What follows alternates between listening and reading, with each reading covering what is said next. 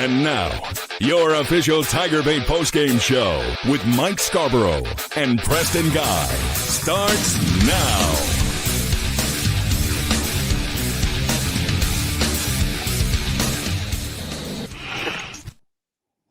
All right, LSU fans, this is going to be a late one, and I think a lot of you are going to stick with us.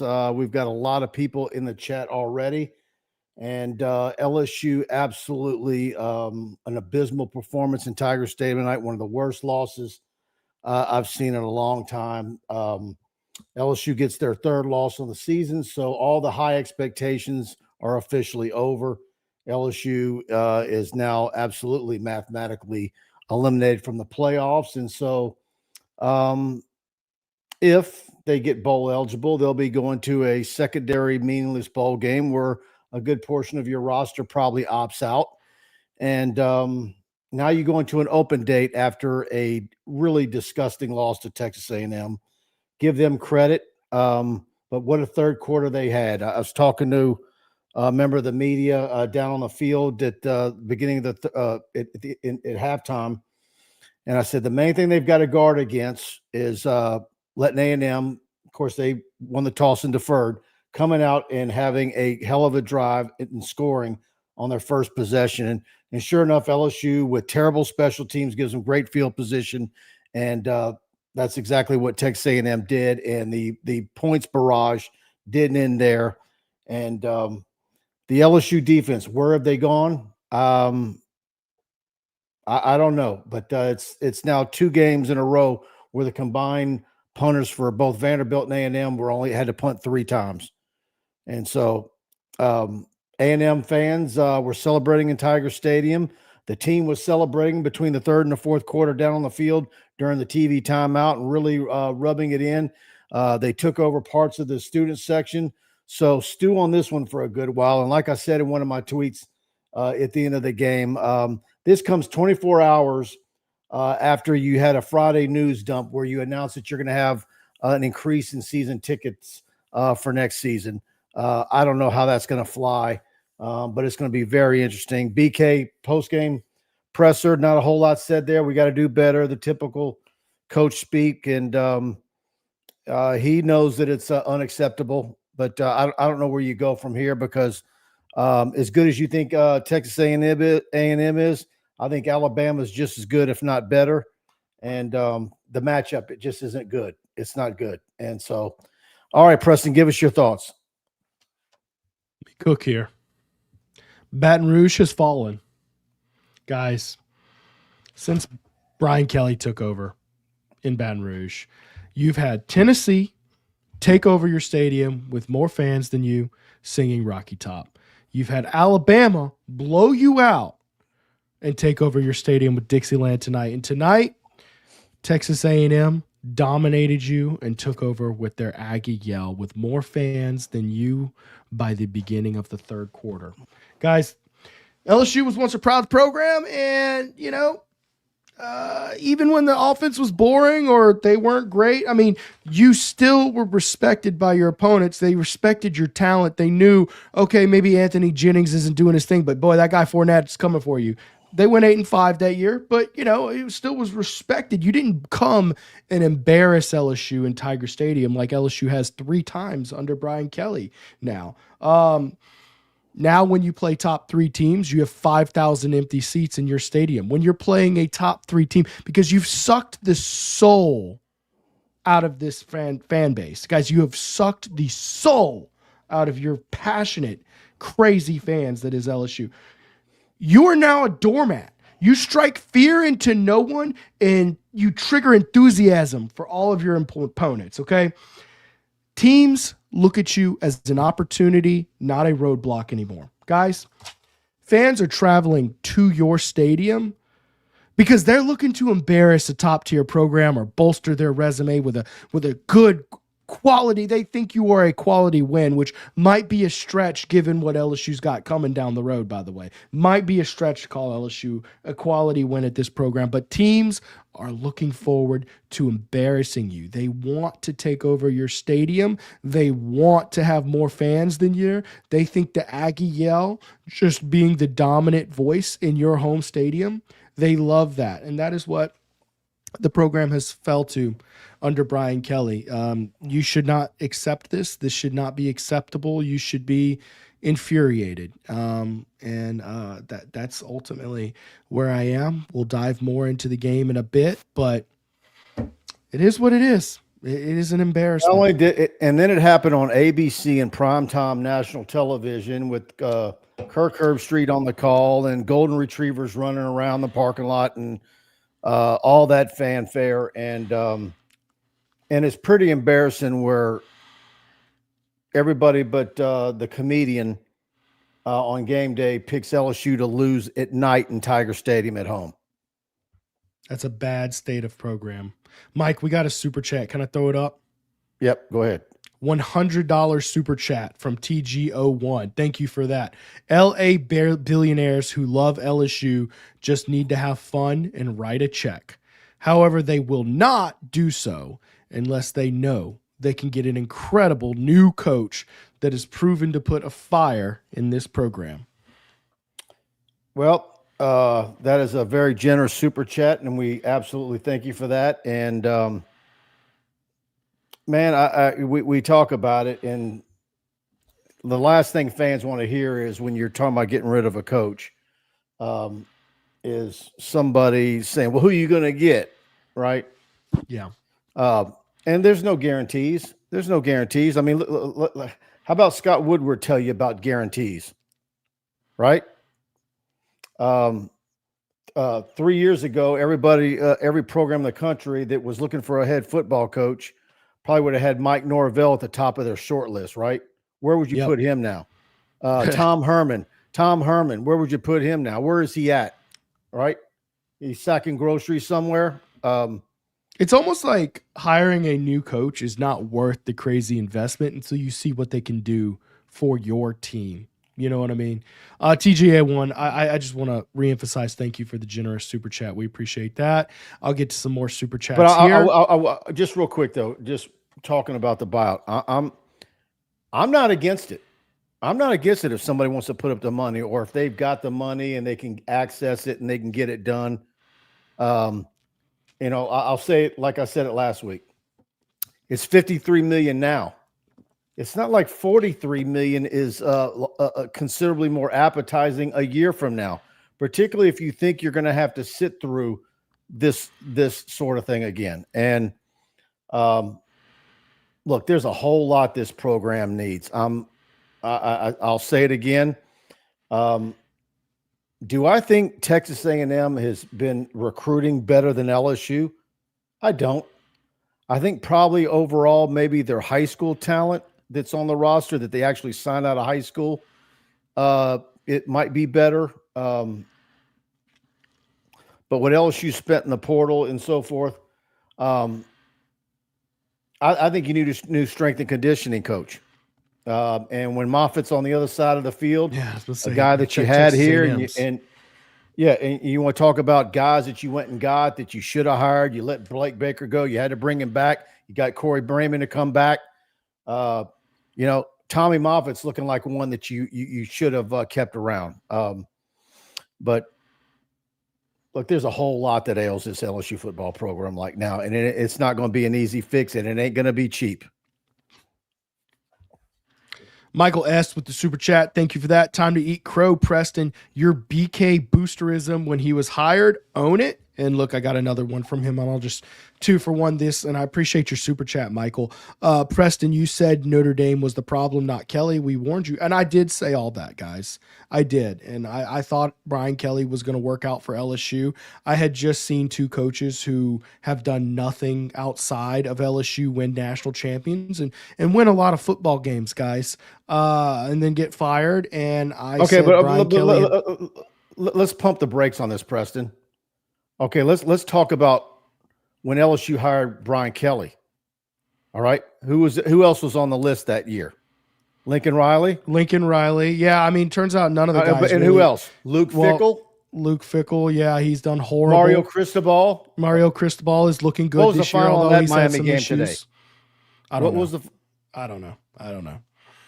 But Mario Cristobal has had a lot of issues at Miami, but he's doing much better this year. But anyways, yeah, it might have been whoever you hired would have stunk it up here at LSU. Who knows? But I'm not going to sit there and give myself an excuse for that. I thought it was going to work out. I saw what he did. He won 10, 11 games every year at Notre Dame for the last 5 years. And I thought, LSU would give him resources to get him over the top to that next level. And barring a Herculean comeback effort, which we've seen before, I likened the loss last week to LSU's loss with Troy in 2017, where Ogeron came back. But guess what? The next week he went and beat Florida on the road. No such rebound was found tonight in Tiger Stadium for Brian Kelly. So Ogeron bounced back from that and assembled the greatest football team ever fielded. And, we would have to see a similar Herculean effort for me not to be wrong on that front. And it is what it is, guys. You do this, you're going to be wrong, and you're going to be confidently incorrect from time to time. So all the Notre Dame fans, do you think LSU would be better with Lincoln Riley, the guy that you beat by 10 today or last week?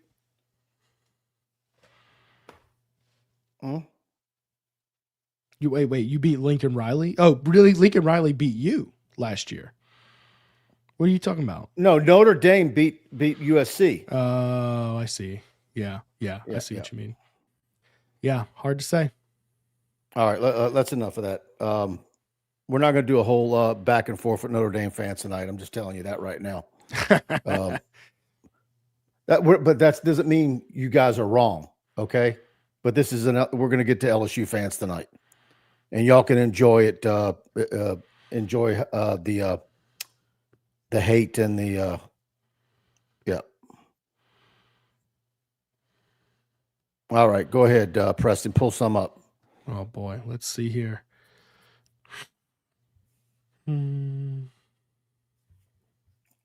There's one for you. Well, y'all know that I lobbied for Lincoln Riley really hard, and I'm actually very disappointed to see. Well, that was the number one guy. Done. Yeah, I thought Lincoln Riley would have been a rock star here. Brian, that was who LSU went after, and they thought they had him, and then USC gave him more money. And then they went back, and after Brian Kelly had told him no weeks before, went back in on BK, and that's how he got the $100 million deal. At least you're not chanting Lane Kiffin, because he ain't going nowhere. Robert, I'm not 100% certain that's true. I would be not surprised at all if Lane Kiffin took a job somewhere at the end of this year. I think he stays put, and I think he stays in Oxford for a long time.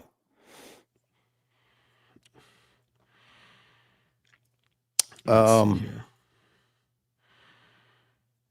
going to be a lot of jobs open, by the way, this year. Penn State and Florida, notably, already there. Florida State in discussions. Maybe something closer to home in discussions, but doubtful. I'm just saying. The market's going to be hot, and Lane Kiffin's market's going to be super hot. And you looking for losing Dim Brock was huge. I'm a big Dim Brock fan. I loved him.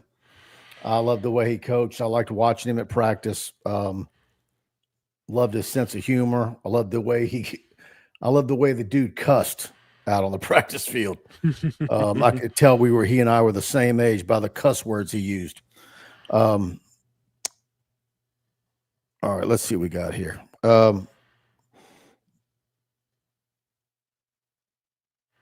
Sergeant King, never, ever any more 10-year contracts. Yeah, Florida fans want Kiffin. He's much better off staying in Oxford than going to Gainesville. I've actually heard that a good bit too. If Lane Kiffin leaves, it might not be automatically go to Florida. There's some structural concerns with Florida in terms of administrative booster support, that kind of stuff. Apathy. Brian Kelly is a fraud. This is like going to get your favorite seafood platter after a new owner purchased the joint, and you get bird hush puppies, 3 shrimp, 4 oysters, and 5 pounds of French fries. Okay, that's not a bad one. Super chat here. LSU was a proud program.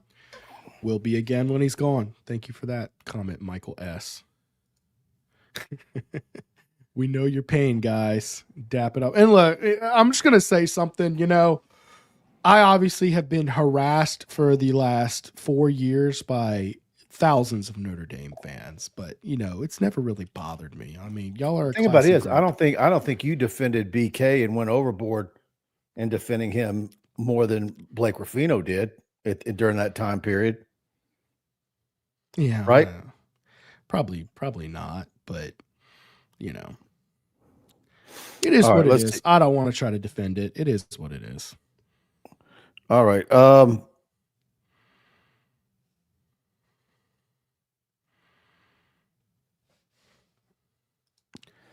Christian Router. When was the last time LSU lost to Vanderbilt and Texas A&M in the same season? Probably never, right? Never. I don't know, unless it was like one of those DiNardo years while they well, were hold on. A&M. Maybe 94. When Vandy beat LSU in 90, 91, when was that? I'm pretty sure LSU lost to A&M that as well. That's possible. That is possible. Absolutely, because LSU they were playing at the same years. time. Those Curly Hallman years. Mike, why don't you take that one? Man, another super chat, another $100. Thank you, TGO1. No disrespect for BK, but he isn't a fit for LSU or even the SEC realm. LSU got embarrassed tonight. Baton Rouge doesn't accept that, period. Yeah, look, this is not going to be pretty for Brian Kelly. Social media, shows like this one. Now it's an open date. You had an open date after the Ole Miss loss. And now you get to stew on this one with Alabama on the road in Tuscaloosa in 2 weeks. It's not. This is not going to be a fun time for Brian Kelly. Your thoughts on that, Preston? Anything you want to add? Yeah. You know, here's the deal.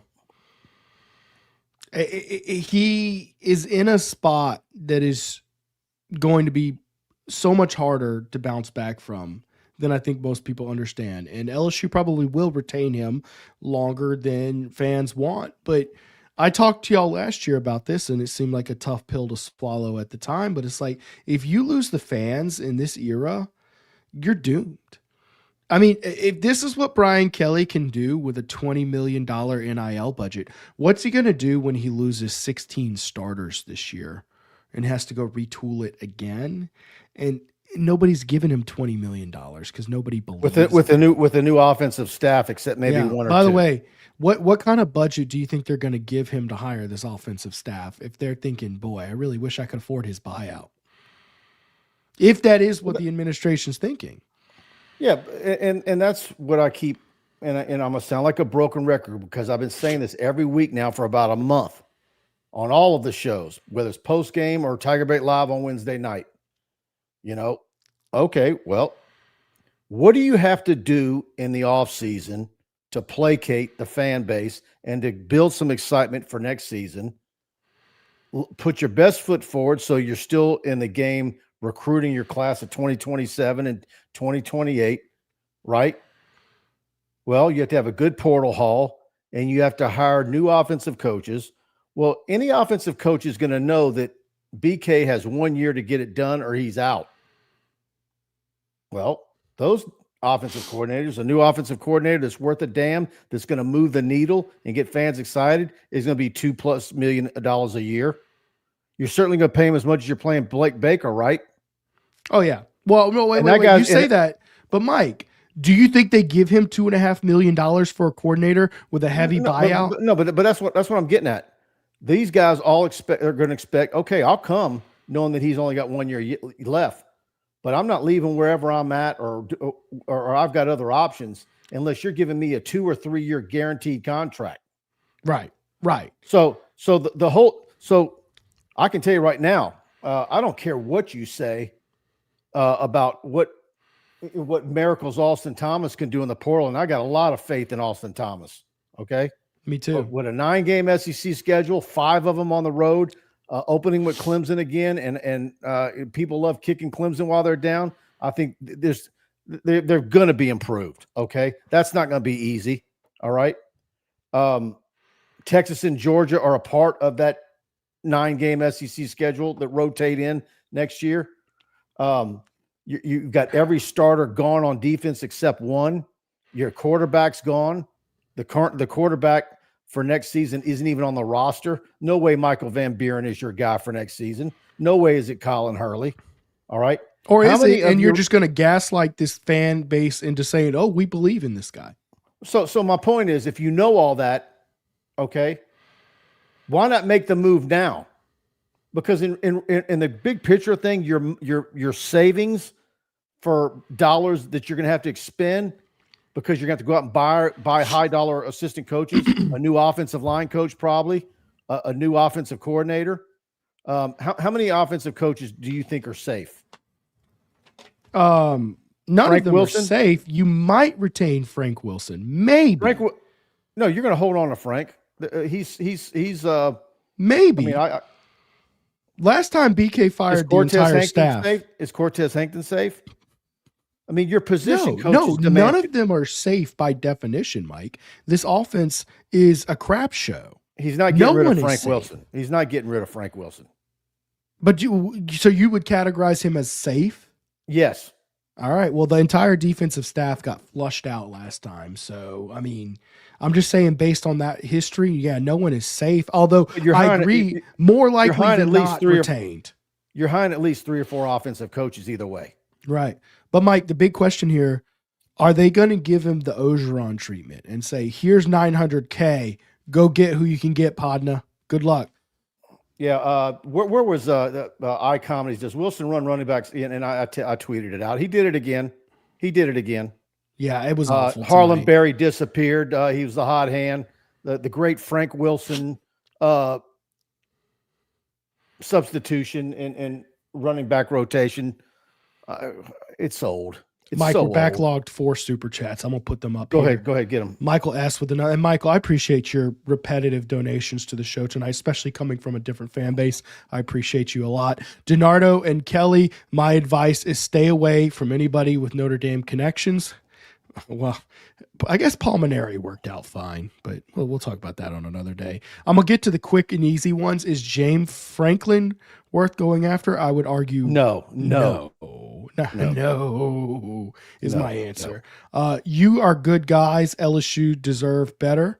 Thank you, Jimmy Page. Like I said, I have been harassed as I should be for the last for a few years. Yeah, I'm getting him right next. We're going to spend some time on his big super chat. I was going to say, the respect and the classy way that Notre Dame fans have come after me for years is hard not to respect. That's all I'll say. Texas Tigers. What's the over-under on firing Kelly Sloan Davis before next game? Mike, I'll defer to you in comment. That's 0. Do I for think all that of them, right? Yeah. Do I think there's a chance that there's some changes before Alabama? I think that there's a chance. I think that there could be some moves before. Yeah. I mean, Alabama. I'm spot on there with you. I mean, even if they are going to make a decision, don't you think that decision would just be for talking about head coach? Wouldn't that be made after the Oklahoma game? Right? Like, yeah. No, nothing with BK. Yeah. And again, I'm just running the math. I just run the math. I feel like while not as dire, or actually maybe it is in the grand scheme of things, because football drives the truck, drives everything. But it's very Matt McMahonish. If Matt McMahon and the LSU men's basketball team don't make the NCAA tournament, he's out. Yeah. Well, that's a foregone conclusion. And by the way, at the end of last season, and after you saw the recruiting class, what were the odds that the LSU men's basketball team is going to make the NCAA tournament for this upcoming year? Slim and none. Yeah, it's more like a dead man waiting there, and it's sad because right. So is that going to be the same thing for BK? And by the way, if he goes out and hire, who's he going to hire as an offensive coordinator? Tommy Reese. Yeah, right. That'll excite the fans. Seriously, maybe. He's going to Well, want here's somebody the that's deal. going to run. He might have He's to going to cash want in a somebody that's going to favor. run his system. He might have to cash in a favor with an old friend, his former quarterback, his former coach. I believe, is he the tight ends coach for the Browns? And forgive me if I don't have that right, but I think he's the tight ends coach for the Browns.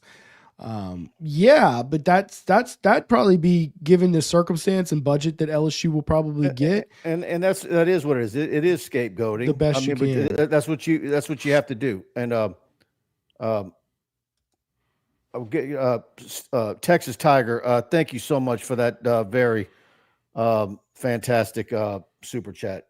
Yes, thank you. Appreciate your big support. time. All right, do we get through all those? Because I need to do it. Get Someone commented, call Steve Ensminger. I don't know if Steve Ensminger got that many favors for you. I see Steve Ensminger in the neighborhood. He wants no part of this. I assure you. Get to an ad, Mike. We'll come back. All right, let's see. Of course, let's hear from our good buddy Kenny Haines. Kenny Haines is a proud 1989 graduate of LSU Law School with a passion for justice. Kenny stands out as the only lawyer in the state, board certified in both appellate practice and family law. Drawing from 34 years of trial experience, Kenny has navigated the most complex aspects of real people's lives. If you need help in Northwest Louisiana with a family issue, legal issue, or a highly skilled trial attorney, call Kenny 318-222-2100.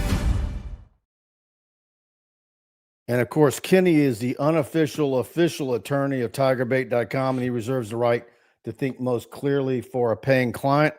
And I also need to talk about tomorrow.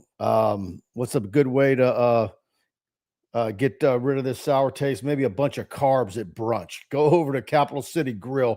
Great brunch tomorrow from 11 to 2, 100 Lafayette Street. You see it there on the screen. Great, the best chicken and waffles in South Louisiana. That fried chicken is never frozen. It's got the steamed syrup and just absolutely fantastic. Full brunch menu. And you can get that from 11 to 2 at Capital City Grill. And if you just want regular lunch fare, they got the club sandwiches and the hamburgers and everything else. And like I always tell you, get that piece of carrot cake to go. They make it fresh in-house, and the cream cheese that they put together is out of this world. And I need to talk about Dykes Electrical, the official electrical company of TigerBait.com. No matter how big or small your electrical needs might be, Dykes is wired for success. If you need a brand new 10-story office building, they can wire that. A 200,000 square foot warehouse that you need built, they can wire that. Expanding your existing commercial building, changing out a breaker, a whole electrical panel, just a receptacle, upgrading the old light in your home or office, they can wire all of that.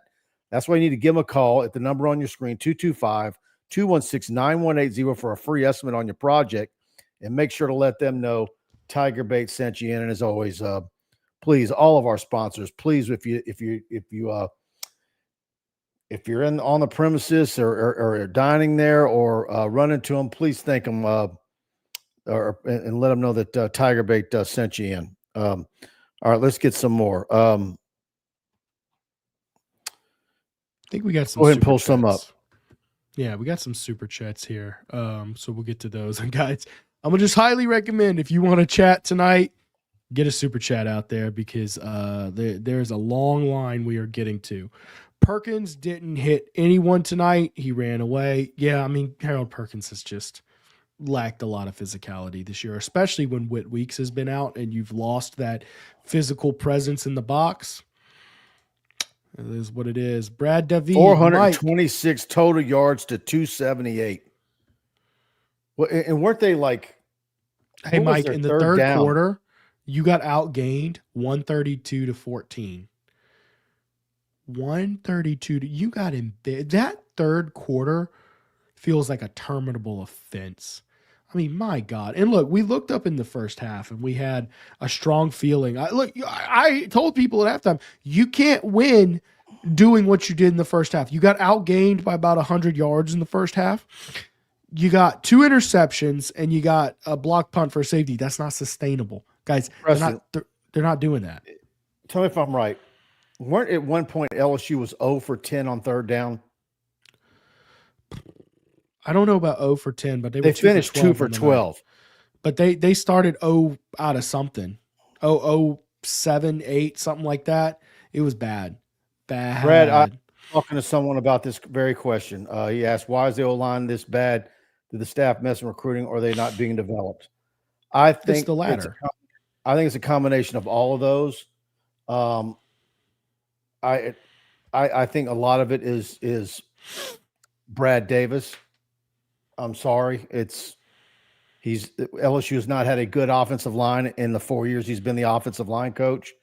Always had a high complement of guards and tackles. Mike, I think it's technique. How many 5 stars has Brad Davis pulled in? These kids are 5-star, best in the country athletes when they come into LSU. They play for LSU. They are mundane. You cannot run the block. You have not had a consistent running back running the ball in 5 seasons. Then they go to the NFL and they ball out. They make rosters. They are studs before LSU. They suck at LSU, essentially. That's probably an oversimplification, but you get where I'm going. And then they're studs when they leave LSU again. What's the problem? It's whatever's going on at LSU. Or they're barely average at LSU, and then they go to the NFL. Suck was a strong word, and I apologize, but just understand the message I'm trying to articulate. Good, not good, good. There's one common theme with the not good, and it's LSU. It is what's going on at LSU, and it's been one coach coaching them. Open Bayou, think MVP starts for Bama? I think BK will say over my cold, dead body. No. Todd Davis with the $5 super chat. In 1990, LSU defeated number 11 Texas A&M 17-8. Oh, okay, all right. Hey, how about that? The fighting was that DiNardo had taken over yet, or was that oh boy? So it was in 90. Miss, it was in 90 that Vanderbilt beat LSU. I thought it was 91. I can't remember. Anyways, the victory was sealed by a late interception from Corey Raymond. How about that? Todd Kinchin went 79 yards for a touchdown to Archer, the coach. Oh, was Mike Archer wasn't the coach in 90, was he? That would have been Curly Hallman in 1990, right? He might be right. It might have been Mike Archer. Anyways, I can't remember. I was -1 years old. I thought that was Hallman in 90. It sounds like Hallman if I were to Google it, but the fact that he's bringing up Archer makes me think he Googled it. I would have said Archer didn't make it to the 90s. That would have been my guess. Here we go. They never lost to LSU and Texas A&M in the No, he's right. 91 was Hallman's first year. 91 was Hallman's first year. How about that? Yeah. Can we pull up another comment here, Mike? Yes. All right, let me find one.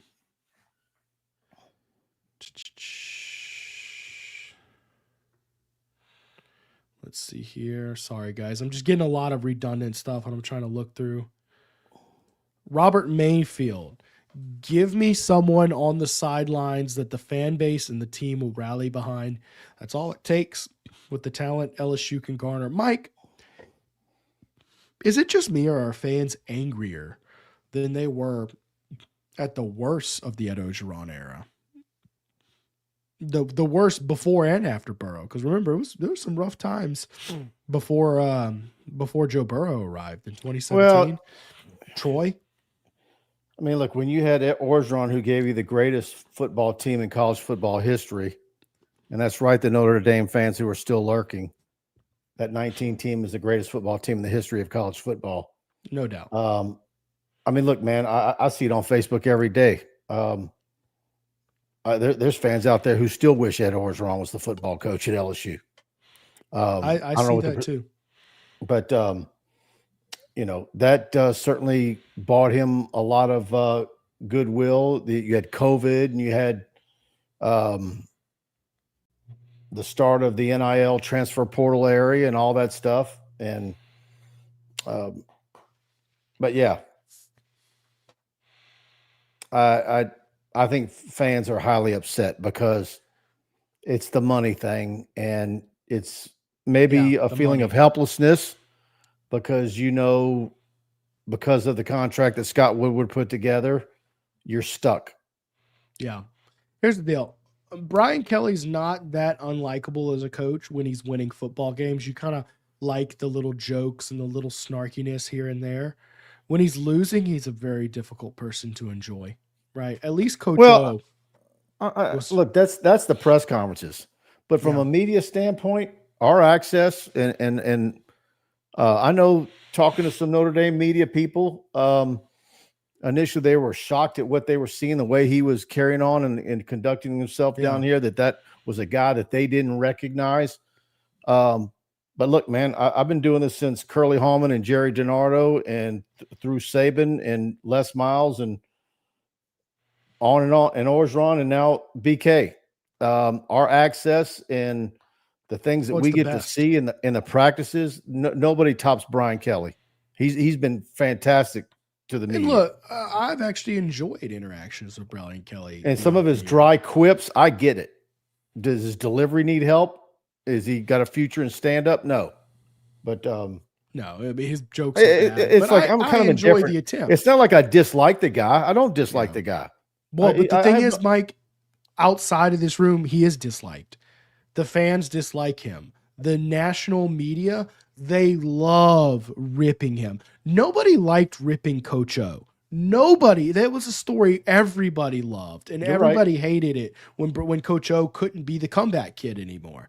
But it just is what it is. It's different having an LSU coach that's universally disliked after having 20 years of Miles and Ogeron, who just. But Preston, how much of that though was it that way for him at Cincinnati? How much of that comes with being the head coach at Notre Dame, where most fan bases in America can't stand Notre Dame? Marcus Freeman is universally loved. Marcus Freeman is a very lovable guy, and he is the coach of Notre Dame. I agree. The head coach of Notre Dame's kind of like being the head coach of the Dallas Cowboys. You know what I mean? Right. Like you're gonna be the guy people like to trash on. I get what you're saying, but I will say Freeman is having no such issue. Yeah. Okay. 4KT. How about the panic timeout from Nuss in the first 5 minutes of every game? Man. Yeah. That and the inability to score points on your first opening drive. When, by the way, you're supposed to be cooking. You know, you're scripting up plays. You have time to, string something together. You have scored 3 points on your opening drives in 8 games, Mike. That is 0.37 points per drive. In fact, without scoring 0, you physically cannot be lower than that. I couldn't believe the return for touchdown. I want to go back and watch that again. Ooh. And I really want to look at it because when I saw the missed tackles and I saw the numbers and who was out there, that is something Nick Saban would have never have done. Some of the guys that were on that special teams unit had no business being out on the field. The best athletes are not out on the field for special teams. BDEBS1, maybe BDEBS. I don't know. What was the post-game conference like? Did BK external locus of control come out in full force? I don't know exactly what he's asking by locus of control or focus of control. I don't know. Anyways, I was at Elko, so I'll let you.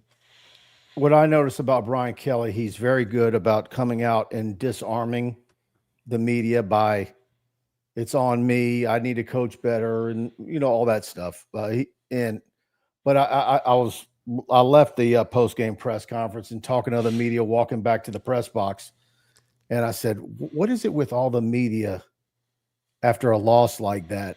And the tone of the way the media asked the questions. You guys heard it if you listen to the post game.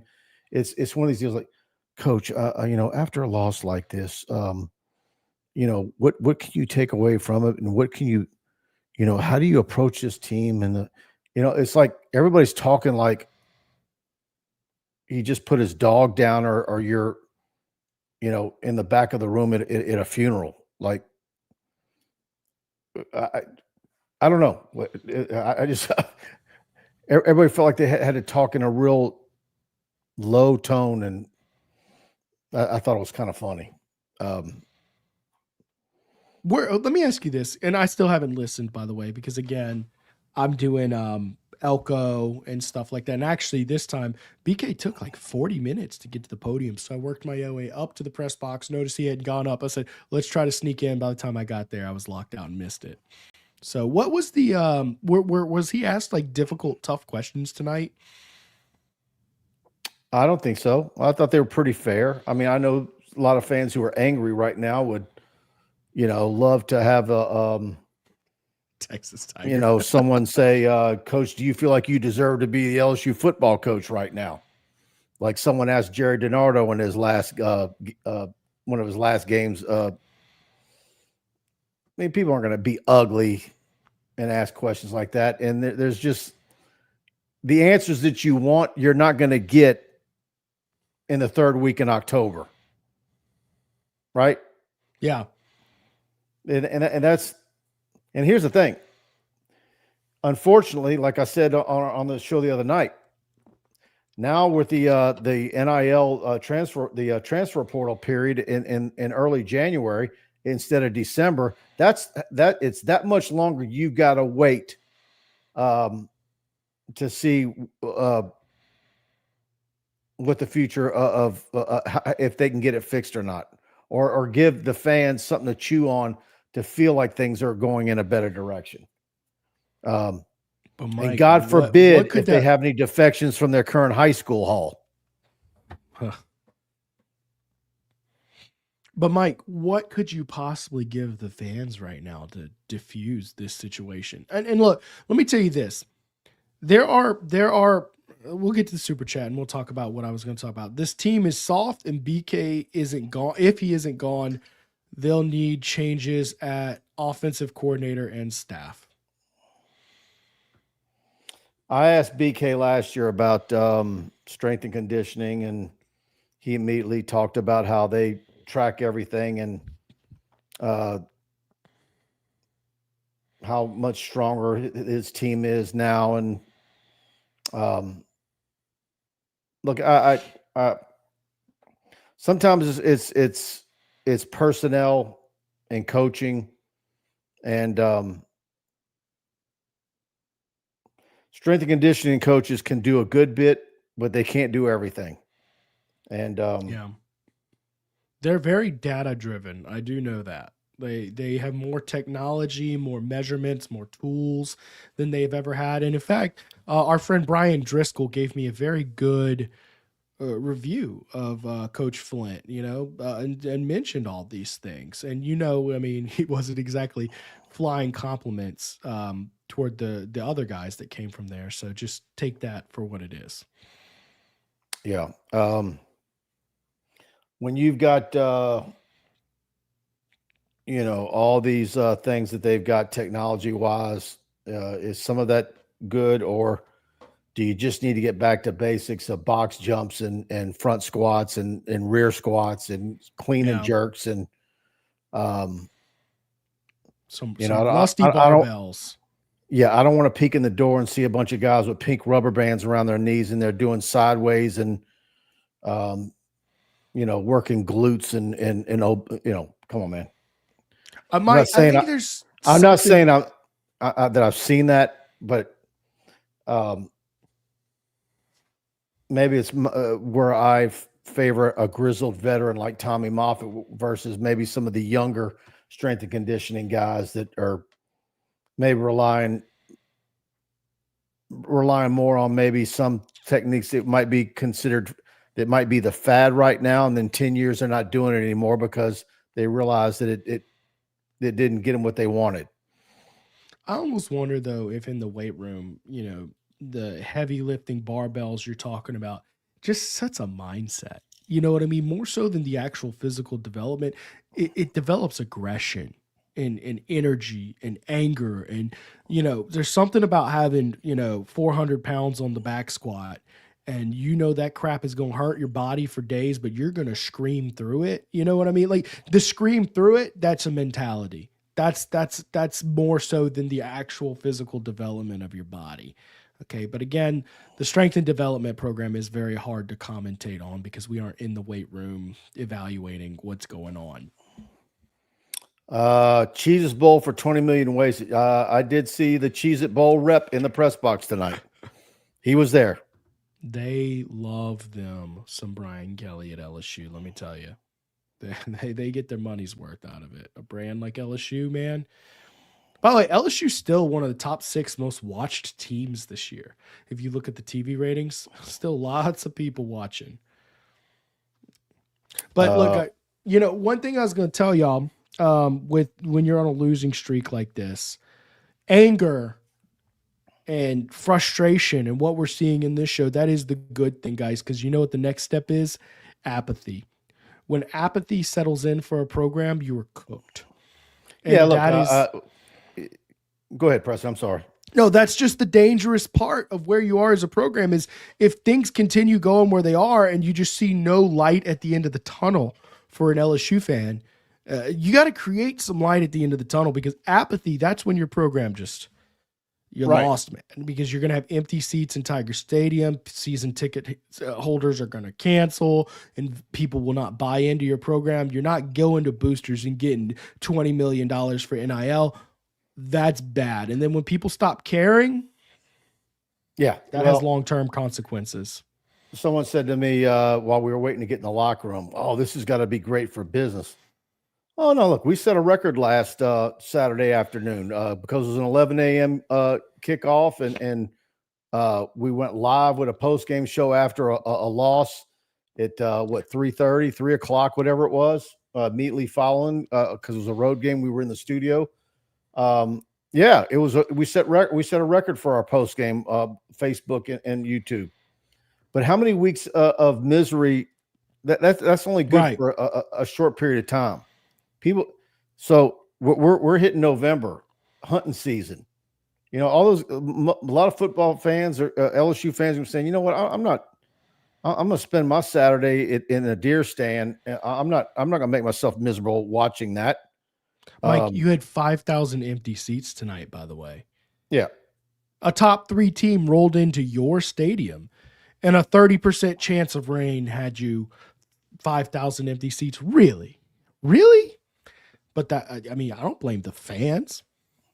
You have neutered your fan base. You have done this to yourself. Yep. All right, everybody. See it right there on the screen. Genesis of Lafayette, your premier luxury dealership, offering the finest cars and SUVs in the region, coupled with the best service anywhere. 6600 Johnson Street. Again, Genesis of Lafayette, huge LSU fans there, and there is a reason why they sell more Genesis vehicles than any other Louisiana Genesis dealership. They make great deals.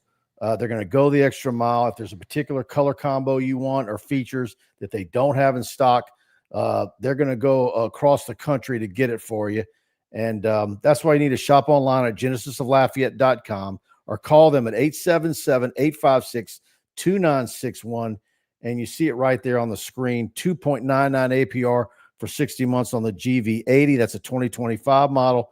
And on the 2026 GV70, you can get 2.99 APR for 60 months. Just incredible deals. And those are absolutely the best bang for your buck in the luxury SUV market, the GV70 and the GV80. Genesis of Lafayette. And please tell them that TigerBait sent you in over at Genesis of Lafayette. And I need to talk about Baye's Oyster Bar, your newest oyster spot here in Baton Rouge. Fantastic food. And again, it's the old Jolie Pearl, and it's 315 North Boulevard. Fresh farm-raised oysters from Grand Isle. There's no mud, no grit, just clean, delicious flavor. And they got boiled shrimp, the turkey brie and bacon sandwich, the classic roast beef po' boy, fully stocked bar complete with top-notch bourbon, whiskey, and a massive craft beer selection. And so don't miss out on Baton Rouge's newest, best oyster spot. And make sure to let them know TigerBait sent you in. All right, Press, you want to get some more comments you can pull up? Yeah, absolutely, man. Let's see here.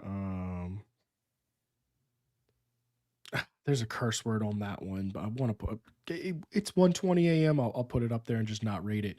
Who's going to be excited to watch another year of this poo-poo next year? I might not even watch a single game next season if you're running it back with Kelly.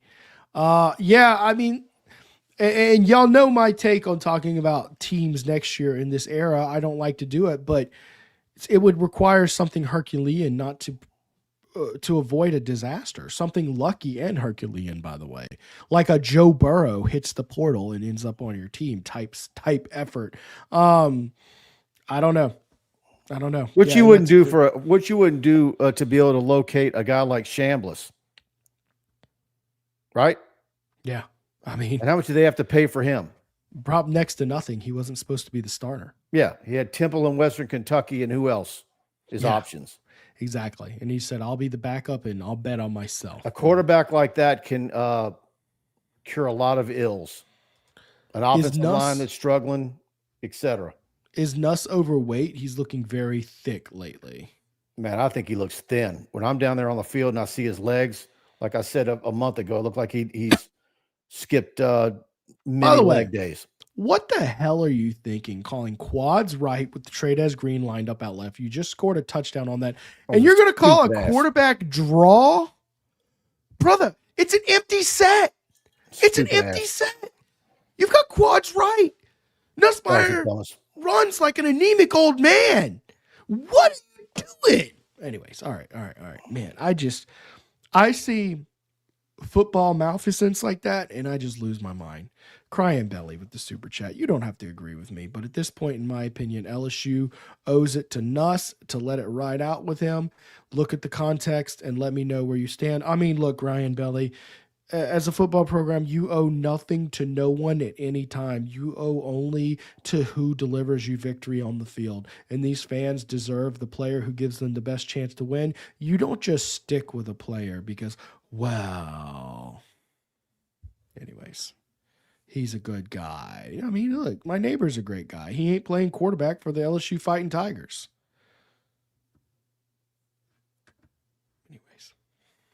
If I thought Michael Van Buren gave LSU a much better chance at keeping it respectable in Tuscaloosa, I'd say it. Right.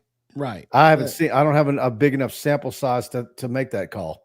Right. I am attacking the concept of let it ride with him because you owe it to him. I'm not attacking that Nuss. I don't know that Nussmeier gives is you're not your best chance to win. I think Nussmeier is still better than Michael Van Buren. If LSU is not honest with who they are, they will continue to get run over in football. And that's from TGA1, who, by the way, gave us two. Believe me, they are very honest about where they are and what's wrong. And there's some things that Brian Kelly will say on the record, and there's some things that are being said behind closed doors. And they know which players aren't who they thought they were. They know which coaches are not going to be going forward. There's going to be a whole lot of changes. By the way, I also want to talk when we're talking about a $53.3 million buyout. You're no longer talking about a decision that solely remains with the athletic director. In fact, it very rarely is firing your football coach just the athletic director's decision. You're talking about higher ups. And Mike, who's in power right now at LSU? You have no president. Who's really in power? Who's really in power? Say well, your interim guy is going to be he's getting the job. But who's really in power right now when it comes to LSU? The governor. There you go. Bingo. Ding, ding, ding. Jeff Landry. So ultimately, this decision of to keep this coach or not keep this coach is going to be one that is political in its very nature, right? Because he is ultimately the string puller when it comes down to it, because he gets to pick the next president, AD. That's the chain of command. Let me ask you this. The optics of a 53. And then you start asking the question, does Scott Woodward have any say-so of who the next coach is? But Mike, the optics of a $53.3 million buyout when this state is going through what it's going through budget-wise, I'll rest my case at that. Again, 53 is bad. What do you think 43 next year is great? Wow. It depends on the timing. Especially when you're going to add more new buyouts because you went out and hired 4 new coaches in the offseason that all have brand new 2 and 3 year deals. I'm just telling you the timing of. And by the way, the ones that you're about to fire, you're going to owe them money too. They're not in the last year of their hear deals. you, Mike. I hear you. Also, what's the real cost when you lose 10,000 season ticket holders next year because they say you want to increase my season ticket price so I can go get you whooped by 26 points again? I tweeted that out during the game, and then I come out of the locker room and Jeff Landry had basically regurgitated my exact same sentiment in his own tweet, saying that LSU needs to rethink that price increase after tonight. So, what's a season ticket like? What? Never underestimate the governor's ability. Never underestimate this governor's ability to insert himself in something that's the topic of conversation in the state of Louisiana. And I don't know if he knows the difference between a football and a golf ball, but that's Jeff Landry. By the way, the governor handpicks the board of supervisors who approve or disapprove. This is the guy who rolled out an obese tiger last year because he wanted to have a tiger. This is all Omar's fault. Have you noticed since they rolled out Omar, it's never been the same, man. Yeah. That stupid fat frickin' tiger, man. Another point brought up by Bruce Broussard, who hired Jimbo. Now, again, I do concur that Jimbo Fisher's tenure at A&M was what it was, not great, but Woodward was not the one who signed that extension after 2020. He was not the one who signed that extension, which caused that colossal buyout. If they had stuck with Woodward's contract at A&M, it would have been a very manageable buyout. Well, yeah. Well, who provoked A&M in giving that extension? Woodward while he was at LSU. John Sibley Butler, the money doesn't come from the state. It comes from TV. Landry should stay. No, you're right. It comes from the athletic department ultimately, but guys, your president still oversees your athletics department. And right now you have no president, and Jeff Landry is the one calling the shot as to who the next president will be. So he's just going to promote whomever is going to say yes to whatever he says. And you best believe Jeff Landry wants some involvement in that decision about the football coach. Well, look, there's board of supervisors, and there's some on there that a couple of them that are going to roll off in June, a couple of them that are going to roll off in 28, but a lot of them are fresh and are going to be there till 30. And so the question is, what between the governor and the new president, and what are their thoughts on Scott Woodward? Right. We hear all these things about none of them like Scott Woodward and that they would replace him. I mean, let me ask you, do you want Scott Woodward hiring another football coach? I'm not sure I want to reveal my opinion on that at this time. I'd rather think about it, and I'm more focused on the football team itself and where it stands and all that. I mean, are you comfortable giving an opinion on that at this time? Because I'm undecided. I'm not afraid of giving an opinion on anything. Then let it rip. What do you think? You think Woodward should get another? I'll say this: I do believe Woodward will get to make that decision. I don't think they're going to can Woodward. So you think it's not true that Jeff Landry in this? Well, that is another angle. There's just Jeff Landry just not like the guy because sometimes there's political. But then I have people that are in government that say that that's not true. That Landry doesn't have an issue with Scott Woodward. So who knows? Yeah, I'm say go ahead and get some more. Let's move on. But I will say this: there might be some encouragement for Woodward based on what he's done with baseball and women's basketball. That hey. He struck out on BK if that comes to fruition, but this is still a guy capable of rallying the troops and pulling in a big name, and maybe that's what they want, or maybe they're just like, nah, Nah. Let's see here. Preston sounds like BK with my non-answer. There you go. That's funny. All right, let's see here. No, there's a lot Rempe of people hired- who feel this way. Rempe hired Jay Johnson. Now he gets credit for it because he's the top dog, but Remp, who's now at Nevada, is the one who went and located Jay. Which, And by the way, they're Kim- going to have some work. Kim to was keep perfect Jay. timing, and he does get credit for both of them.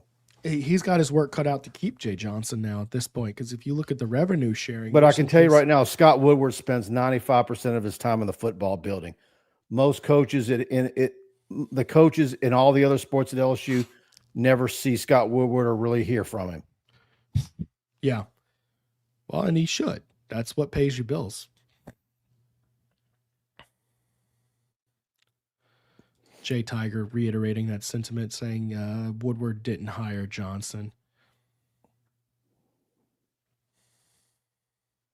He gets credit for him. I mean, the buck stops with him. Right. And he hired Stephanie Rimp, and then Kelly's in after him, after her.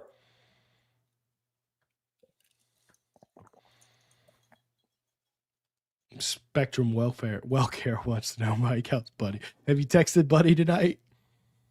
He must be feeling. I think I had a little fun tonight. with him. I had a little fun with him because of the T-shirts. Oh He yeah. had printed up with.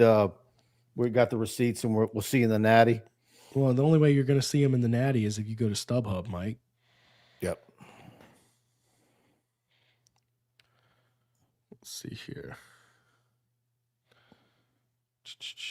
Boy, we're getting a lot of not safe for work comments, making it hard to get to them. Let's see here. The big money to fire from BK comes from three very rich dudes: Graves, Gordon, and Holden Spot. I don't know who Holden Spot is, but I'm gonna tell you this: I'm not so sure. That'd be Spate. Spate. Okay. I'm not so certain that the names you know are as lucrative with LSU as you think. I think most of the money comes from private closed doors.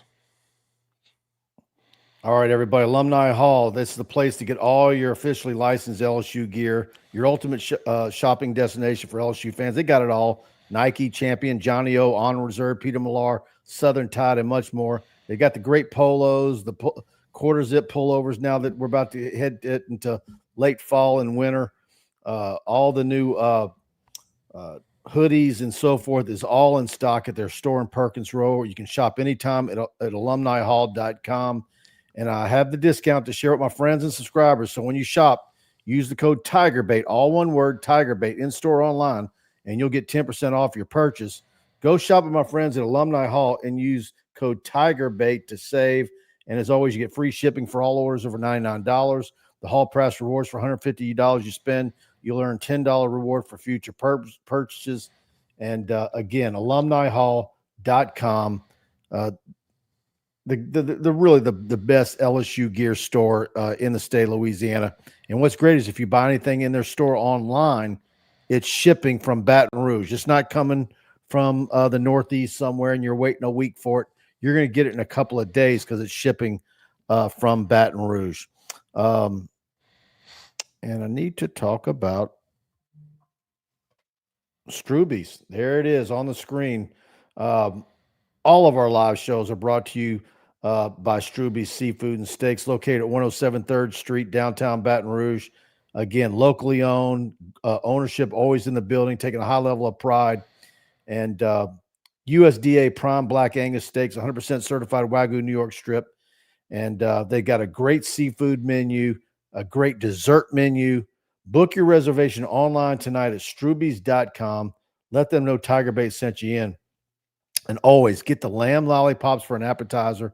And as one of your sides, get that crawfish mac and cheese. That's Stroubes, downtown Baton Rouge, 107 3rd Street. All right, Preston, you got any you need to get to? Oh, man. Shout out to my guy, Andrew E. here, saying he'll take the tomahawk, which, by the way, that's your favorite. I like the I like that Wagyu cowboy strip, ribeye. man. I don't know. That Wagyu, it's just too big for me, man. Let's see here. I like the back and forth people talking trash to the Irish fans tonight. Let's see here. Louisiana season ticket holders do not like Brian Kelly. This is an important fact. I mean, absolutely, it's a fact. I mean, how much money are you going to lose if 10,000 people cancel their season tickets? I mean, that's about 7 to 10 million a year, if I'm not mistaken. What would you guess his approval rating is right now?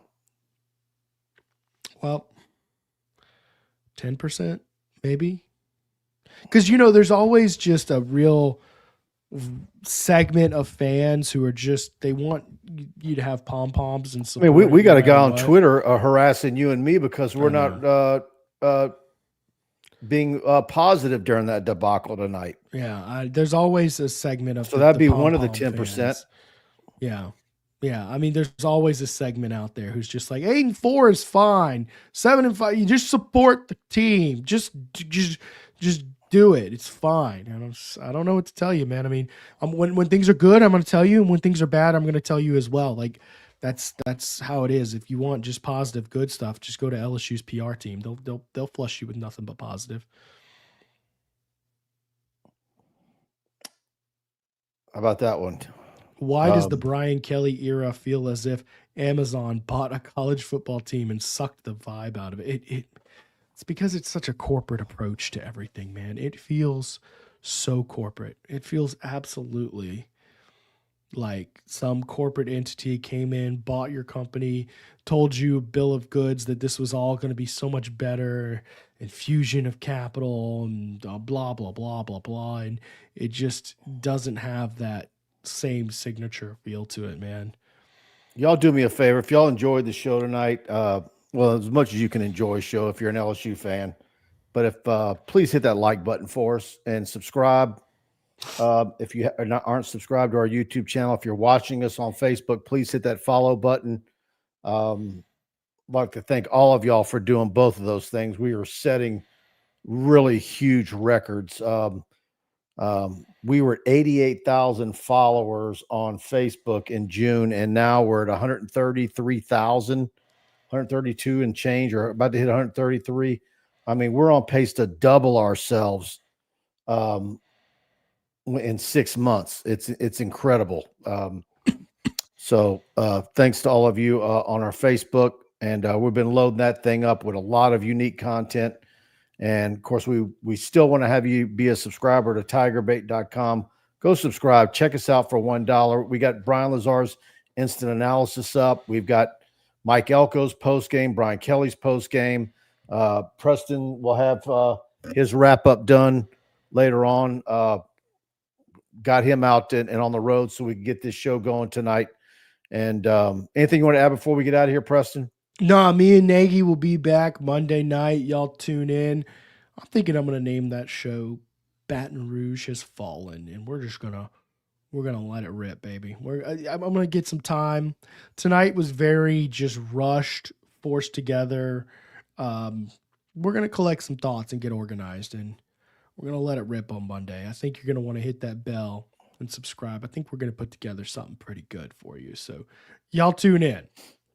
Absolutely. That's LSU Football Fix Monday night. And because it's an open date, won't have a BK presser on Monday, but I'm assuming we'll get him later in the week.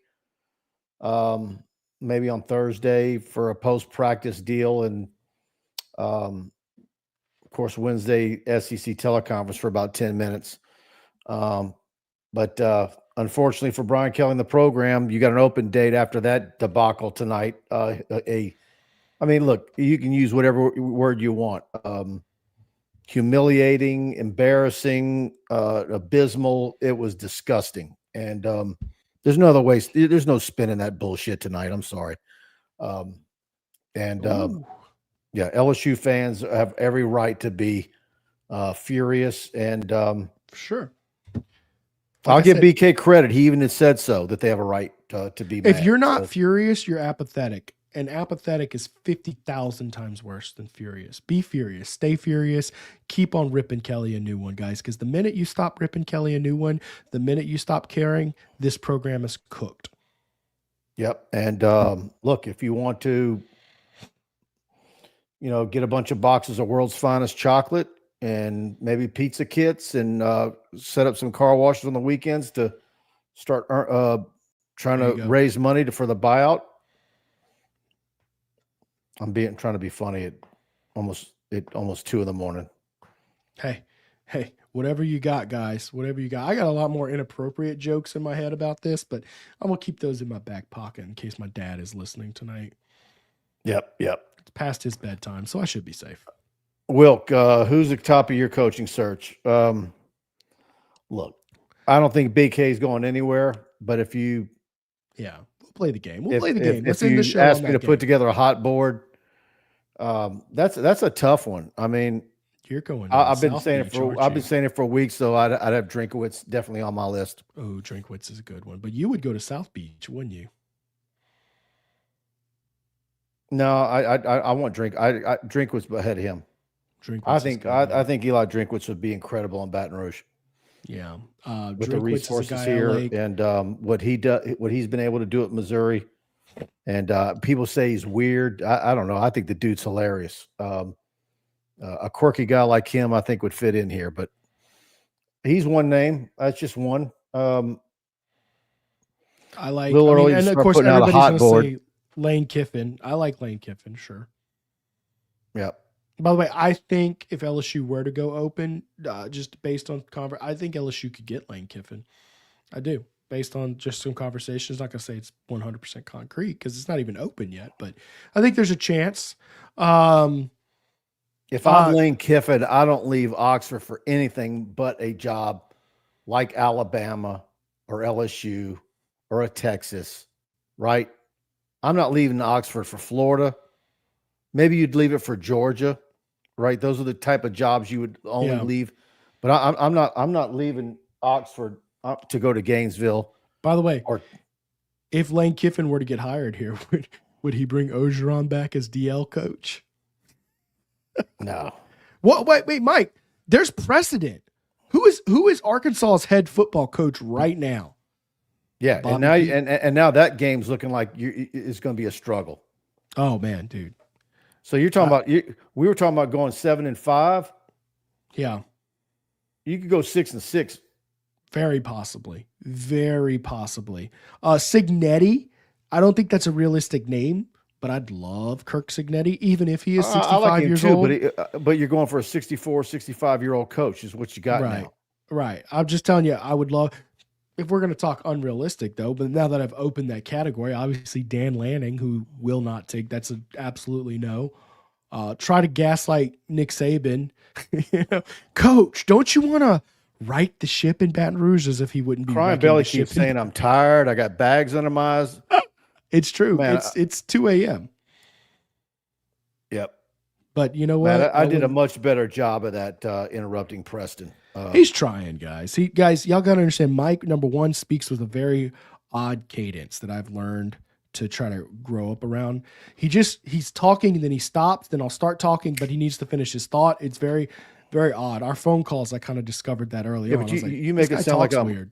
You make it sound like I'm Christopher Walken or something. No, you just talk with a atypical cadence. That's okay. Yeah. A lot of people like you for that. It is what it is. But yeah, no, that we're working on it, guys. All right. Yep. Don't throw my boy under guys. the bus. Anything you want to add? Well, I think we're done. I think we got everything covered. Nah, man. Y'all come check me out Monday night, huh? All right. LSU Football Fix Monday night. Buddy and I with TigerBait Live Wednesday. And we'll be breaking this one down. And if there's any major news that happens, we might have some impromptu shows as well. All right, everybody. Thanks for tuning in. Hit that like button and good night. Night, y'all.